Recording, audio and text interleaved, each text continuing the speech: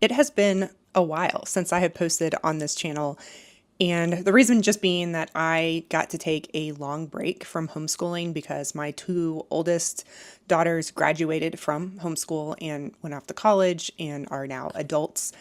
I had a long gap between children, and my next child is turning 4 in just a few weeks. So I get to start all over again. So I'm going to be posting on here a lot more. And I have a whole different perspective walking into homeschooling this time for my youngest after having already graduated to now adults. They went to public school for a few years in the beginning, just like a couple years, and then I pulled them out and I homeschooled them all the way through late elementary, middle, and high school.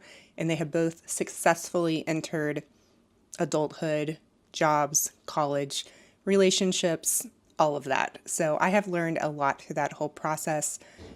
And I am bringing that with me now that I am getting ready to start homeschooling my 4-year-old. So in this video, I'm going to talk about the things that we are going to be doing for preschool, kind of like my focus, some of the things that we're not going to be doing.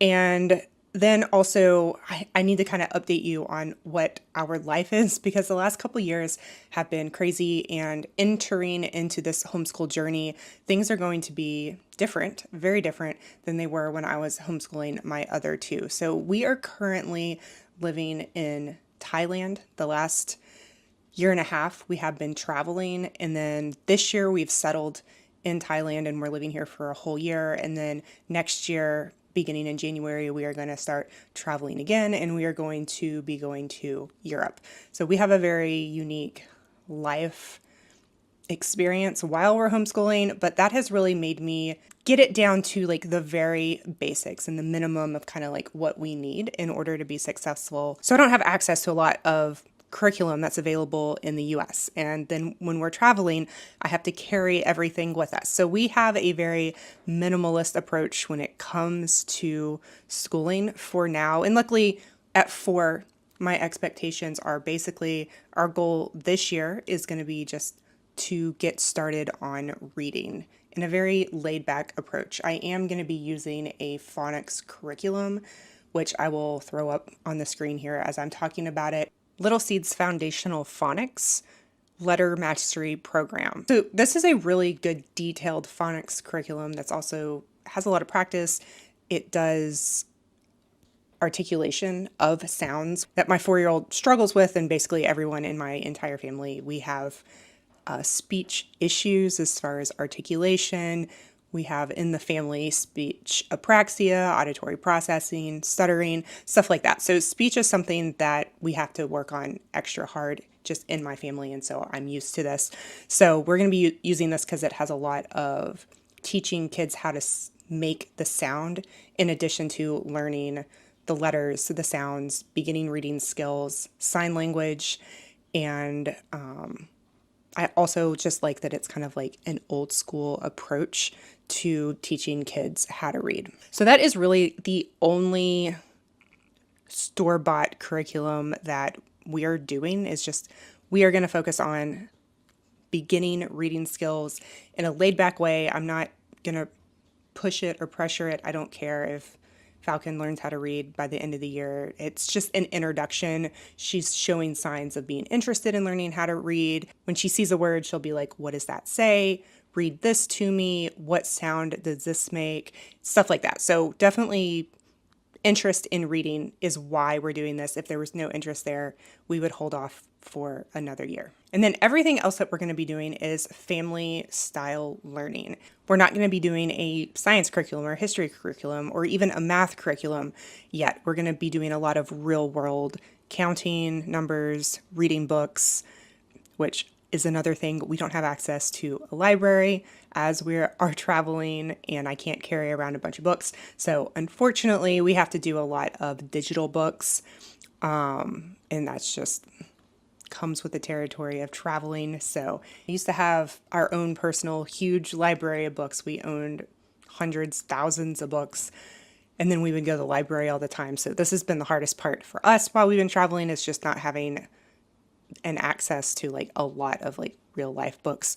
But we do still have online library subscriptions to US libraries, so we're able to check out books. It's just digital, so it's kind of not the same, but it's the best we have right now.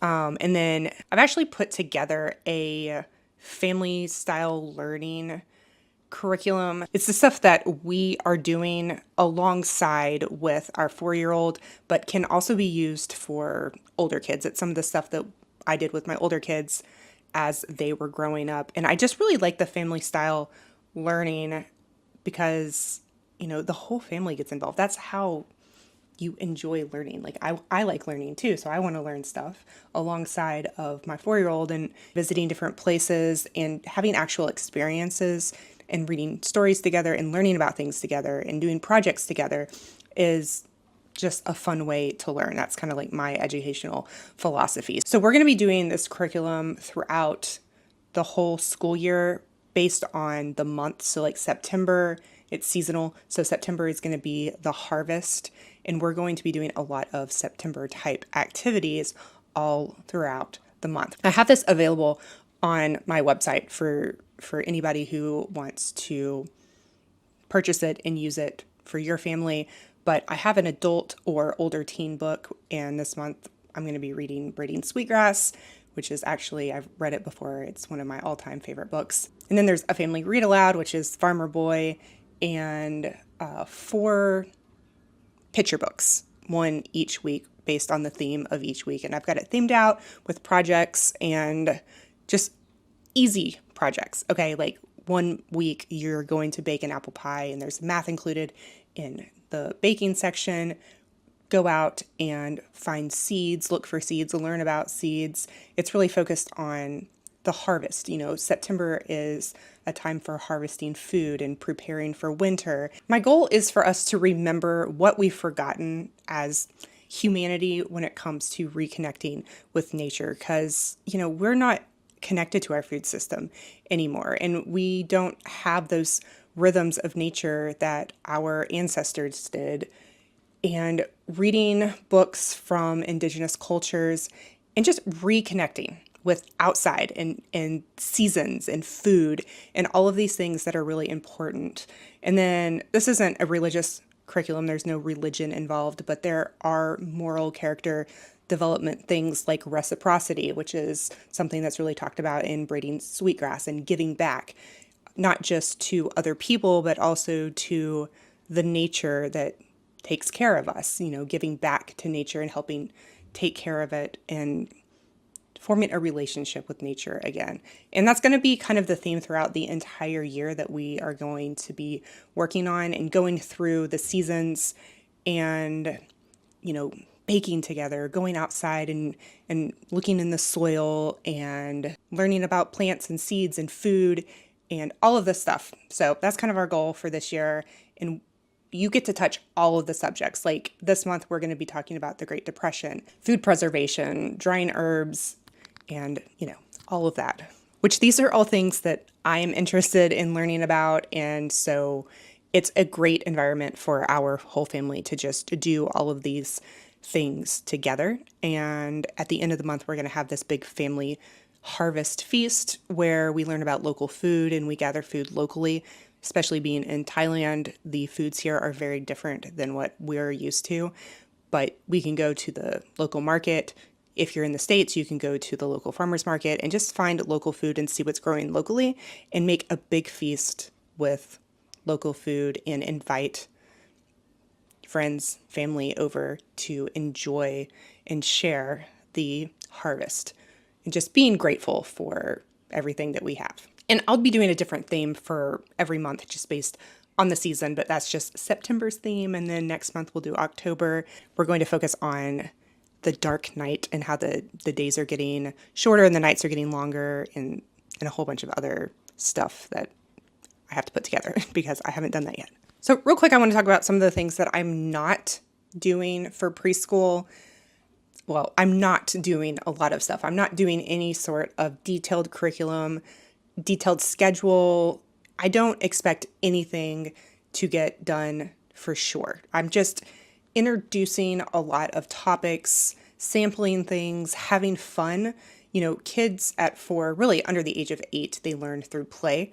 And so everything that we do is going to be very playful. If it's not playful, if we're not having fun, then we're not learning. And so we're just going to scrap it and we're not going to do it. Even with the phonics curriculum, you know, my child has asked to read. They're showing interest in reading.